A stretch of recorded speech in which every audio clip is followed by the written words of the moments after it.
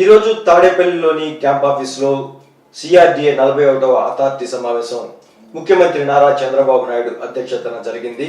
ఈ సమావేశంలో 23 అంశాలకు అథారిటీ ఆమోదం తెలిపింది. రాజధానిలో కీలకమైన భవనాలు, రోడ్లు, వరద నివారణ పనులు చేపట్టేందుకు అథారిటీ నిధులు కేటాయిస్తూ పరిపాలనా పరమైన అనుమతులను జారీ చేసింది. ఈ సందర్భంగా మంత్రి నారాయణ మాట్లాడుతూ, గత ప్రభుత్వంలో వైసీపీ మూడు ముక్కలాటాడి అమరావతిని నిర్వీర్యం చేసిందని, కూటమి ప్రభుత్వం ఏర్పడిన తర్వాత పలు కమిటీలు వేసి నివేదిక ఆధారంగా ముందుకెళ్తుందని ఆయన పేర్కొన్నారు.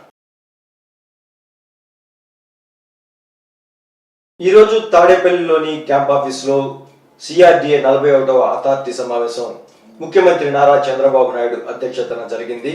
ఈ సమావేశంలో 23 అంశాలకు అథారిటీ ఆమోదం తెలిపింది. రాజధానిలో కీలకమైన భవనాలు, రోడ్లు, వరద నివారణ పనులు చేపట్టేందుకు అథారిటీ నిధులు కేటాయిస్తూ పరిపాలనా పరమైన అనుమతులను జారీ చేసింది. ఈ సందర్భంగా మంత్రి నారాయణ మాట్లాడుతూ, గత ప్రభుత్వంలో వైసీపీ మూడు ముక్కలాటాడి అమరావతిని నిర్వీర్యం చేసిందని, కూటమి ప్రభుత్వం ఏర్పడిన తర్వాత పలు కమిటీలు వేసి నివేదిక ఆధారంగా ముందుకెళ్తుందని ఆయన పేర్కొన్నారు.